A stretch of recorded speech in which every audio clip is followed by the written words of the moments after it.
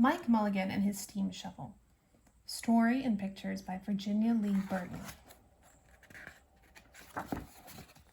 To Mike. Mike Mulligan had a steam shovel, a beautiful red steam shovel. Her name was Mary Ann. Mike Mulligan was very proud of Mary Ann. He always said that she could dig as much in a day as 100 men could dig in a week. But he'd never been quite sure that this was true.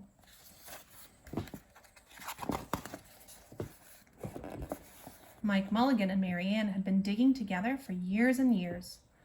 Mike Mulligan took such good care of Mary Ann, she never grew old. It was Mike Mulligan and Mary Ann and some others who dug the great canals for the big boats to sail through.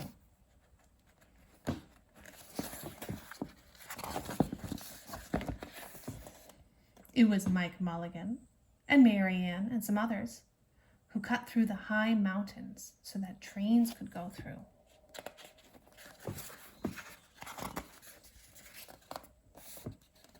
It was Mike Mulligan and Mary Ann and some others who lowered the hills and straightened the curves to make the long highways for the automobiles.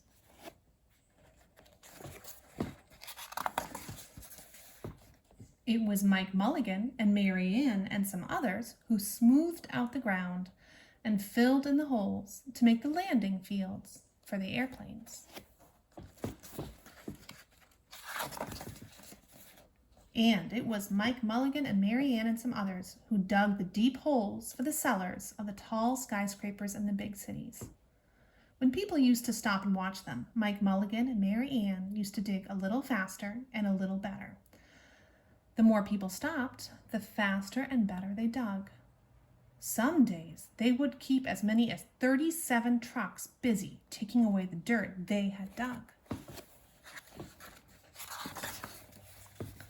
Then along came the new gasoline shovels and the new diesel motor shovels and took all the jobs away from the steam shovels.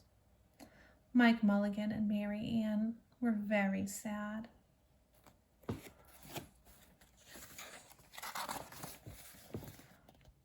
All the other steam shovels were being sold for junk or left out in old gravel pits to rust and fall apart. Mike loved Mary Ann. He couldn't do that to her. He had taken such good care of her that she could still dig as much in a day as 100 men could dig in a week. At least he thought she could, but he wasn't quite sure. Everywhere they went, the new gas shovels and the new electric shovels and the new diesel motor shovels had all the jobs. No one wanted Mike Mulligan and Mary Ann anymore. Then one day Mike read in a newspaper that the town of Popperville was going to build a new town hall. "We are going to dig the cellar of that town hall," said Mike to Mary Ann. And off they started. They left the canals and the railroads and the highways and the airports and the big cities where no one wanted them anymore and went away out in the country. They crawled along slowly up the hills and down the hills till they came of the little town of Popperville.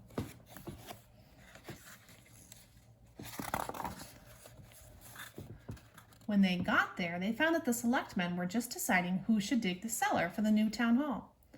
Mike Mulligan spoke to Henry B. Swap, one of the selectmen.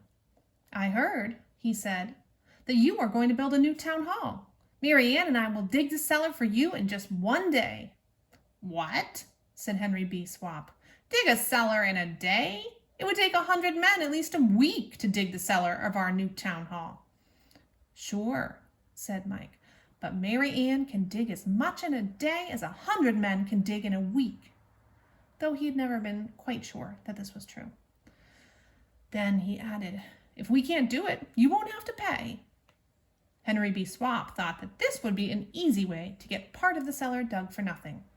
So he smiled in a rather mean way and gave the job of digging the cellar of the new town hall to Mike Mulligan and Mary Ann. They started in early the next morning, just as the sun was coming up. Soon a little boy came along. "Do you think you'll finish by sundown?" he asked Mike Mulligan. "Sure," said Mike, "if you stay and watch us." We always work faster and better when someone is watching us. So the little boy stayed to watch.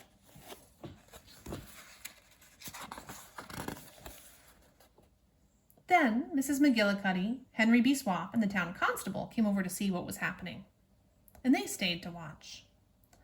Mike Mulligan and Mary Ann dig a little faster and a little better.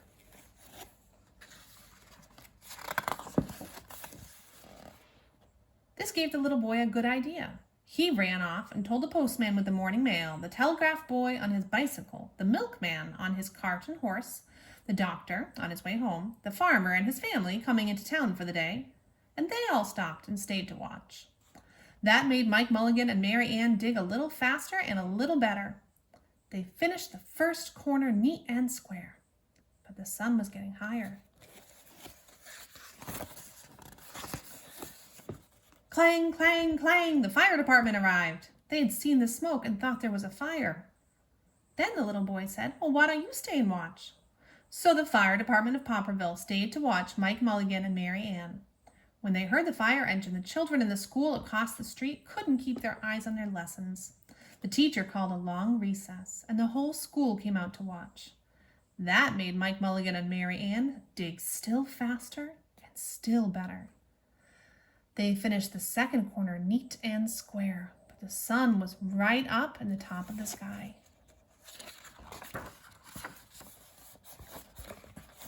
Now, the girl who answers the telephone called up the next towns of Bangerville and Bopperville and Kipperville and Copperville and told them what was happening in Popperville. All the people came over to see if Mike Mulligan and his steam shovel could dig the cellar in just one day. The more people came, the faster Mike Mulligan and Mary Ann dug. But they would have to hurry. They were only halfway through, and the sun was beginning to go down. They finished the third corner, neat and square.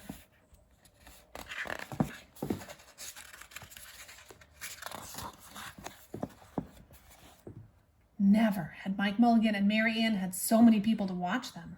Never had they dug so fast and so well, and never had the sun seemed to go down so fast. "Hurry, Mike Mulligan, hurry, hurry," shouted the little boy. "There's not much more time." Dirt was flying everywhere, and the smoke and the steam were so thick that the people could hardly see anything. But listen. Bing, bang, crash, slam, louder and louder, faster and faster.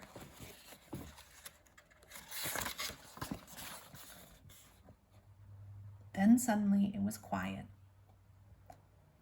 Slowly the dirt settled down, the smoke and steam cleared away, and there was the cellar all finished.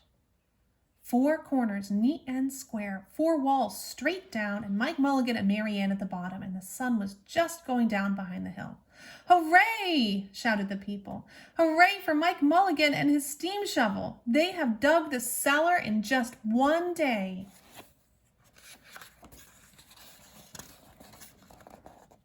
Suddenly, the little boy said, "Well, how are they going to get out?" "Oh, that's right," said Mrs. McGillicuddy to Henry B. Swap. "How is he going to get his steam shovel out?" Henry B. Swap didn't answer, but he smiled in rather a mean way. Then everybody said, "How are they going to get out? Hey, Mike Mulligan, how are you going to get your steam shovel out?" Mike Mulligan looked around at the 4 square walls and the 4 square corners, and he said, "Oh, we've dug so fast and we've dug so well, we've quite forgotten to leave a way out." Nothing like this had ever happened to Mike Mulligan and Mary Ann before, and they didn't know what to do.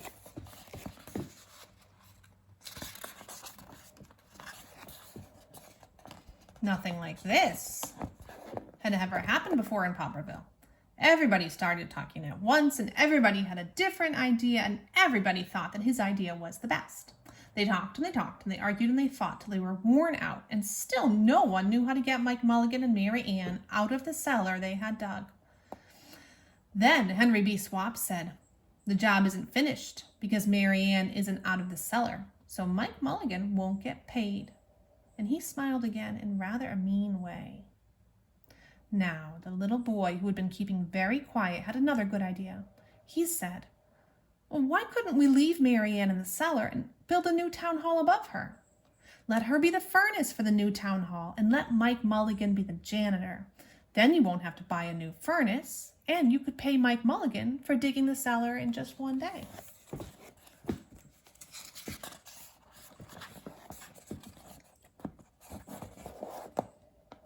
Why not? Said Henry B. Swap, and smiled in a way that was not quite so mean. Why not? Said Mrs. McGillicuddy. Why not? Said the town constable. Why not? Said all the people. So they found a ladder and climbed down into the cellar to ask Mike Mulligan and Mary Ann. Why not? Said Mike Mulligan. So it was decided, and everybody was happy.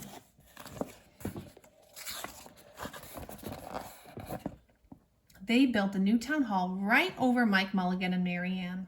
It was finished before winter. Every day, the little boy goes over to see Mike Mulligan and Mary Ann, and Mrs. McGillicuddy takes him nice hot apple pies. As for Henry B. Swap, he spends most of his time in the cellar of the new town hall, listening to the stories that Mike Mulligan has to tell, and is smiling in a way that isn't mean at all.